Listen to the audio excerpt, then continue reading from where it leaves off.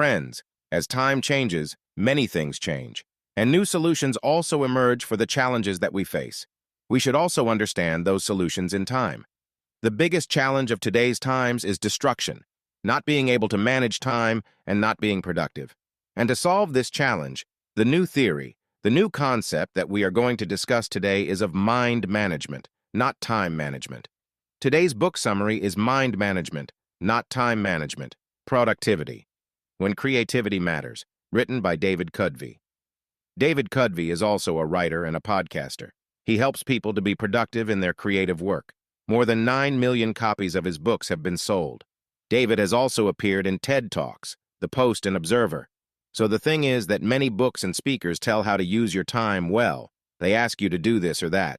But the truth is that getting things done has nothing to do with time management. It just depends on how you manage your mind. This summary is going to teach you some simple and powerful techniques to achieve mind management. So without delay, let's start today's book summary, Mind Management, Not Time Management, Productivity. When Creativity Matters by David Kadavy. You see it all around you. Every day people are busy in the rush to make money. That is why you should use every second at the right place. To earn money, you fill your calendar with different activities to such an extent that you do not have time to rest. And not only this, nowadays people have also started multitasking, that is, doing many things simultaneously, like answering your email while having lunch. Is this the same hustle culture, that is, the culture of running, which everyone feels proud to be a part of? Has it become common to always be tired, angry, or feeling upset? This summary will prove that time management is no longer useful and will not get you anything. You will learn how mind management can help you achieve success and do any work. You will also learn that you do not need to rush to achieve anything. Mind management, not time management, is the best way to achieve your goals. So let's start with this first chapter, Mind Management, Not Time Management. The author of this book, David Kadavy, did not consider himself a writer. He did not like writing since childhood. But one day, he was offered a book deal that only a fool would refuse. That is why David planned his life in such a way that he could write a book. First of all, he made sure that he had enough time to write the book. He canceled dinners and other plans with his friends, but started keeping his writing sessions in place of these. David also stopped going on dates. He even started getting his groceries and food delivered to his home. He put in all his effort to focus on writing his book. A writer has a treasure chest of words in his mind, but he plays with words. But all this was not so natural or easy for David. When he sat down to write, he could not write even a single word, and God knows how many hours would pass just by sitting in front of the computer. Then he started feeling pressure on himself. David had to finish 25% of the work of the book in the next few weeks and show it to the publisher. If he could not do this, the deal could be canceled.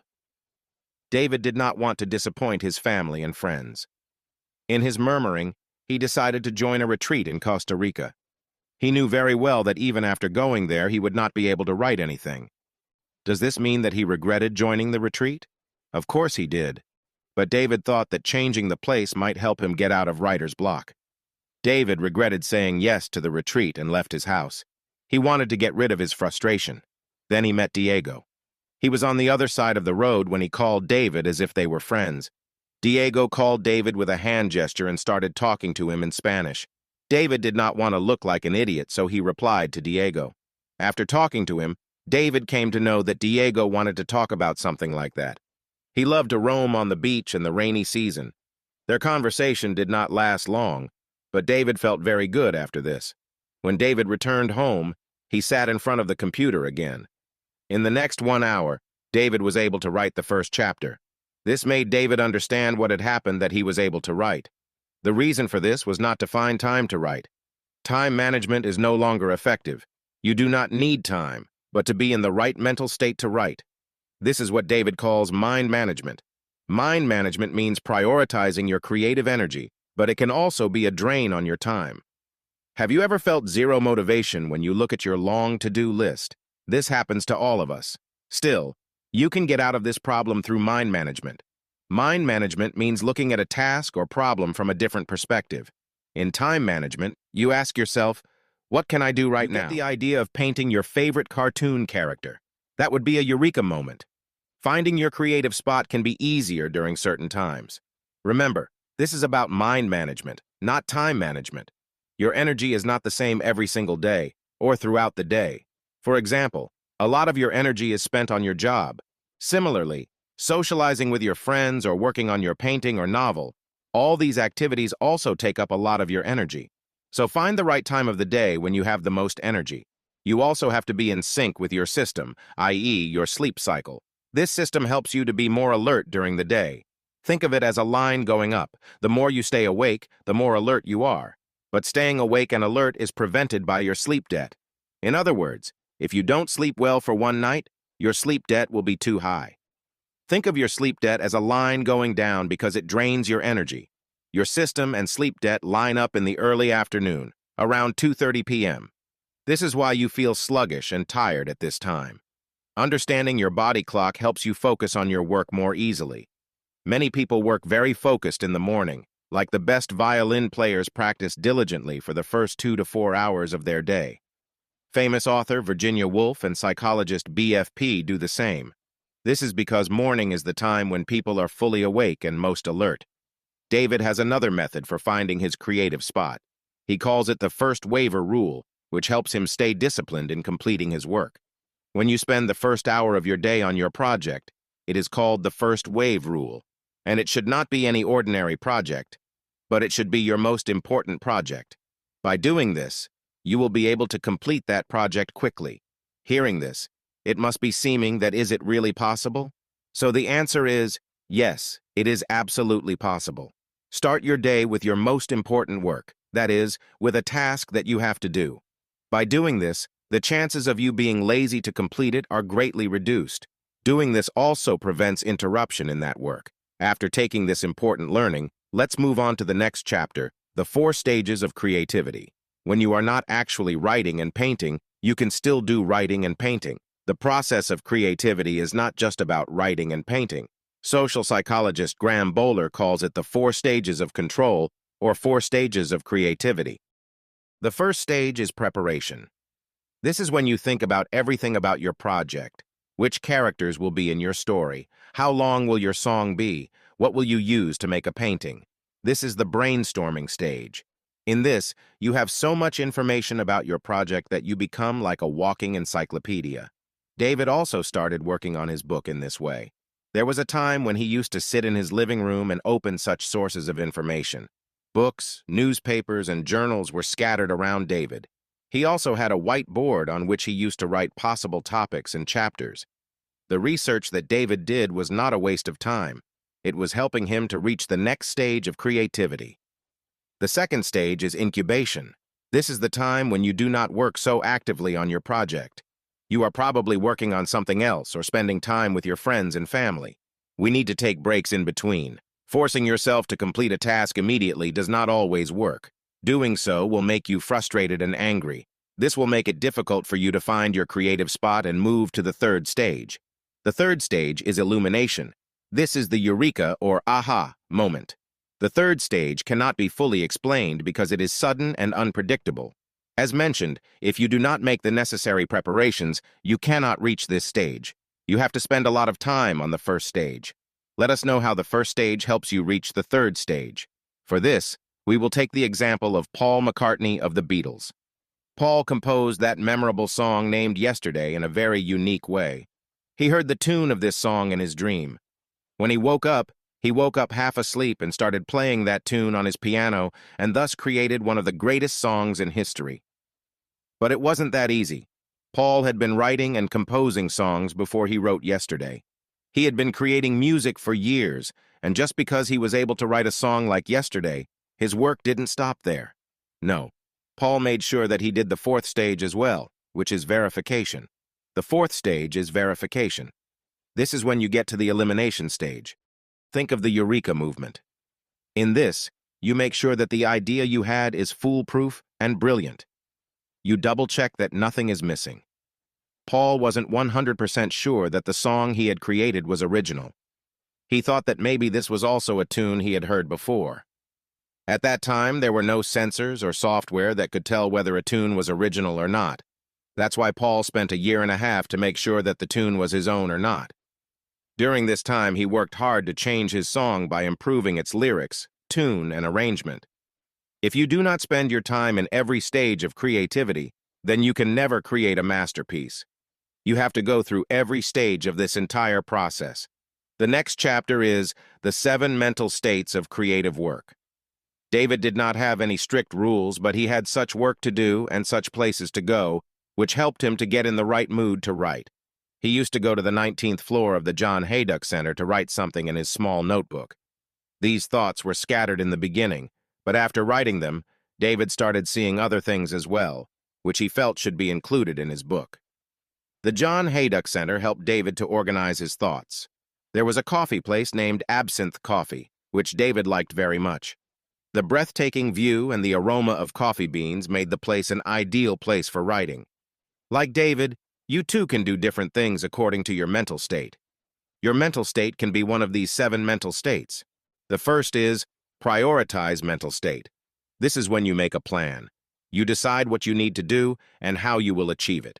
In this, you also decide what is important and what is not. This is what David used to do at the John Hayduck Center. The second is explore mental state. This is not about doing research. There is no need to give specific answers to specific questions.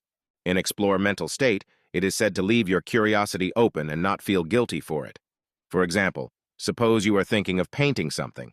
You research what you want to paint, but in the process you watch an entire documentary on the history of painting. You leave your curiosity free. The third is research mental state. This is a place where you find specific questions and their answers. David remains in this state most of the time. They research how to create a chapter or verify whether the theme they are going to write in their book is correct or not. The fourth is generate mental state. This is the state where you actually work. You create something by combining the ideas collected in the earlier mental states, like writing your first draft. The fifth is Polish mental state. This stage is for editing and polishing the work you have done in the previous stage. For example, you make sure that your sentences make sense. In a painting, you check that there is no place left on the canvas where you have not painted, or there is no color that needs to be made darker or lighter. The sixth is administrative mental state. You cannot always focus on your creative work. You also have some responsibilities that you have to do, like paying your bills and spending time with your family. This mental state is important because you have to pay attention to other areas of your life as well. Finally, there is the recharge mental state. This requires you to relax and refresh yourself, take a day off or go on vacation. When David gets stressed about his book, he goes for a massage. Sometimes watching funny videos or movies can also help. Find ways to calm yourself down and relax your mind. David had a very strange routine.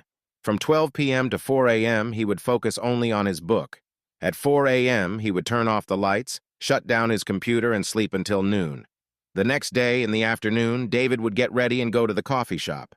He would work in the cafe until it closed. This is what David calls the creative cycle. It is a repetitive cycle in which you get time to relax while moving forward with your work. The creative cycle consists of 4 stages of creativity, where you prepare, incubate, illuminate, and verify. The creative cycle does not have to be time-based. It can be based on weeks and even different seasons. Let's look at an example of the creative cycle. Betty likes to do the first stage of creativity, preparation, at night. The silence of the night helps her focus, so she gathers a lot of information for her song. She then moves on to the second stage of creativity, which is incubation. When she sleeps, Bet is not focused on her creative work, which makes her feel inspired in the morning. She reaches the third stage of creativity, which is illumination. When she eats breakfast, she gets an aha moment. She finds the perfect words for her song and immediately writes them down on a tissue paper she has with her. She spends the entire afternoon refining her song. She replaces some of the alphabets with better ones and chooses the best instruments to play that tune. There are many options for managing your mind. You just need to find the one that suits you the most. Now let's talk about creative systems. Once David was in a big trouble. He had to interview Dr. Rock for his podcast. Dr. Rock was an inspiration for David. He had written a book called Your Brain at Work, with the help of which David was able to understand how the mind works in creative work. David considered Dr. Rock his ideal. But the day David had to talk to Dr. Rock, he had to face many difficulties. The first problem was that construction work was going on in the apartment he had rented. There was noise all day, and there could not have been a worse situation for recording a podcast. The second problem was that David had recently come to live in Panama City to write his book, but did not know his new neighborhood so well. Therefore, he had no idea where he could find a good place for the interview. The third and biggest problem was that David knew that it would be impossible to change the schedule of this interview, because famous people like Dr. Rock are always busy. It was a once-in-a-lifetime opportunity. It felt like everything was lost and David would have to cancel the podcast. Nothing was going right that day, but suddenly David's creative system activated. He wrote an email to Dr. Rock, and somehow, he suddenly wasn't feeling hopeless. He figured out a solution to every problem he was facing. Finally, David was able to record with Dr. Rock. A creative system is a repeating process that helps you get creative. It helps you decide what steps to take while keeping your mental energy in mind. Think of a creative system as an umbrella that covers your creative cycle and stages of creativity. It basically oversees the entire creative process. A creative system needs a minimal creative dose. It's the smallest thing you can do to get your creative work going. Suppose you are a writer. Your minimum creative dose is to write a paragraph of your book. Minimum creative dose helps you focus on your other priorities. Open loops are also a good thing for creative work. Let's understand this with an example. When you feed your cat, you notice that its food is about to finish. You make a mental note to buy cat food from the supermarket. This is an open loop because the thought of buying cat food keeps running in your mind, even when you are doing other work. The open loop occupies space in your mind. This mental space can be freed only when you complete that task, i.e., buy cat food. It seems like a negative thing, but open loops are beneficial for your creativity. They help you move your project forward. Let's go back to the example where you were a writer and were writing a paragraph for your book. This creates an open loop in your mind that you can look back on the next day and the days ahead. This way, even if you are not able to spend your whole day in writing, you will not feel guilty. As long as you are making progress, you will keep moving forward and will not lose your momentum.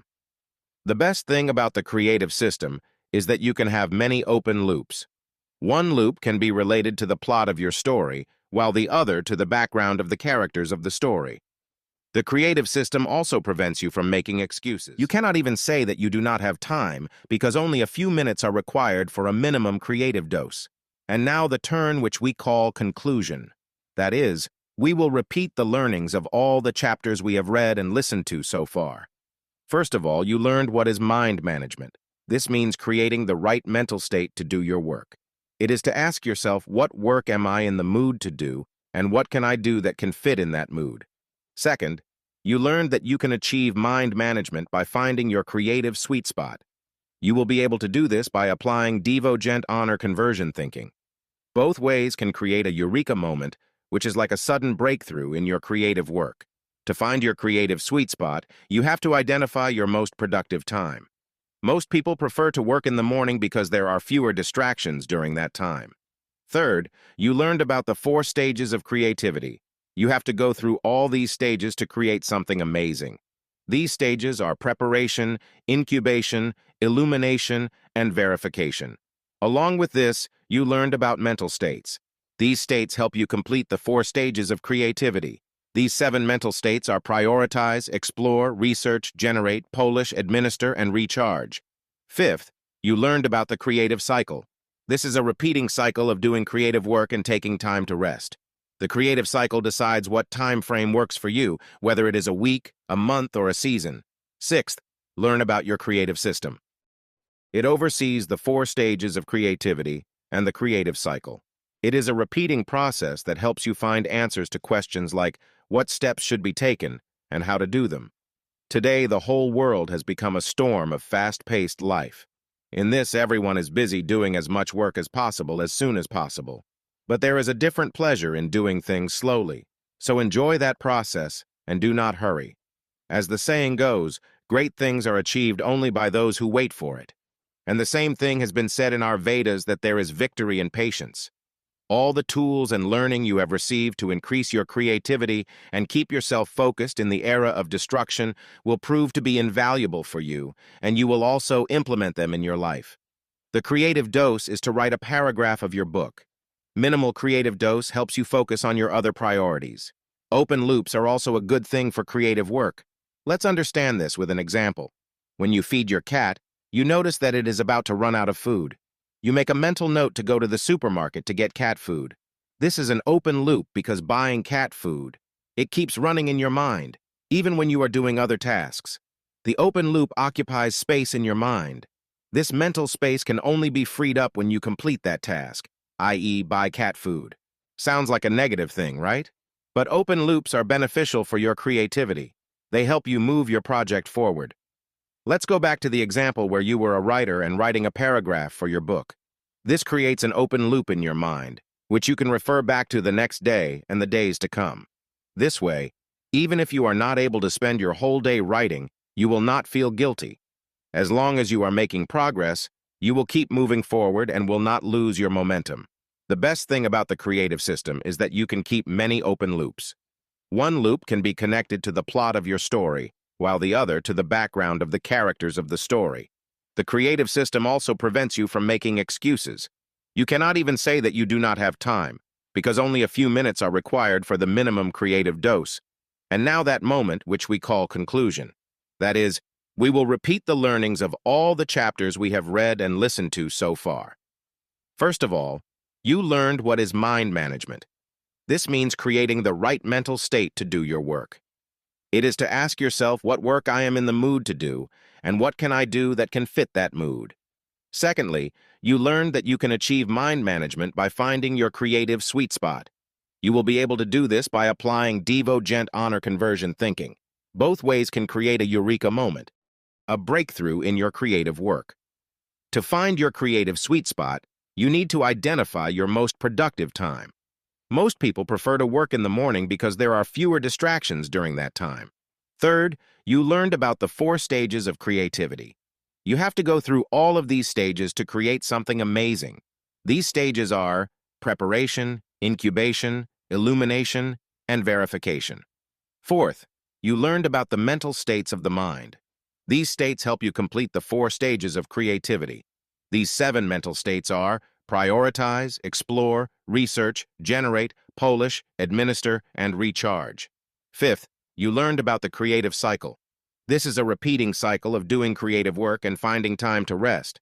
The creative cycle decides what time frame works for you, whether it's a week, a month, or a season. Sixth, you learned about the creative system.